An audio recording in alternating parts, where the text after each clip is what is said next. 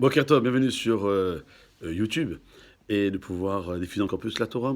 Et nous proposons chaque matin, merci Hachem, Blineder, 1 minute 30 de Torah sur la paracha ou sur un enseignement que les Chachamim nous ont donné à travers l'Akmara ou la Halacha. Aujourd'hui, je voulais raconter une histoire qui s'est passée avec le Hari Akadosh, le maître de la Kabbalah.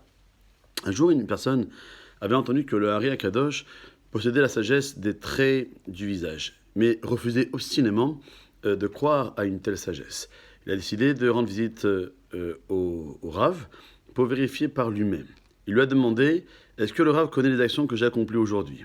Et il lui a répondu « Tu es un fou. Tu as transgressé une très grande faute en succombant à ton désir de t'unir avec une femme non juive. » Il a eu très honte d'apprendre les paroles du Rav. Il s'est obstiné. Il a dit « C'est complètement faux. Je n'ai jamais fait ça de ma vie. » Alors le Hari Akadosh de répondre « Je vais te prouver mes dires. » Il a envoyé un émissaire chez la femme non juive. Et lorsque l'homme a aperçu la femme, il a été effrayé. Et il a dit au Hari Akadosh « Tout ce que tu as dit est vrai. J'ai fauté très gravement. » Le Hari Akadosh lui a adressé de nombreuses paroles de morale, tandis que celui-ci a commencé à pleurer abondamment et a supplié de pouvoir se repentir de son acte. Il a demandé au Rav de lui conseiller un tikkun pour réparer sa faute.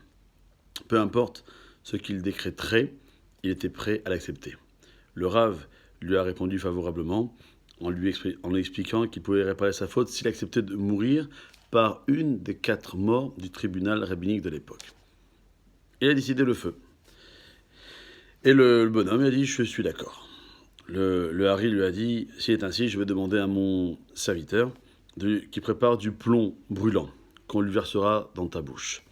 De cette manière, tu mourras par le feu et ta faute sera expiée. En attendant, prépare-toi en procédant à la reconnaissance de tes fautes et à la teshuva. » Il a accepté, il a fait immédiatement teshuva. Il a fait le vidouille comme on lui avait demandé.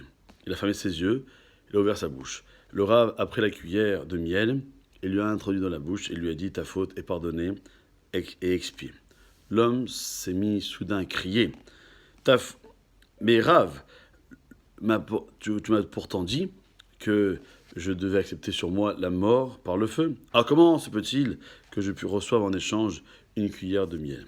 Le Hari Akadosh de répondre « Puisque tu as pris sur toi la punition et que tu t'es repenti de tout ton cœur, ta faute est déjà expiée. À présent, continue sur ce bon chemin sans jamais de t'en détourner. » C'est exactement ce qui s'est passé à propos de Yosef HaTzadik dans cette paracha de Vaïgash qu'on va lire ce Shabbat et merci Hachem. Avec ses frères, il s'est élevé à une telle grandeur en résidant durant 22 ans en plein cœur d'Égypte sans fauter que ses frères l'ont vu sur son visage.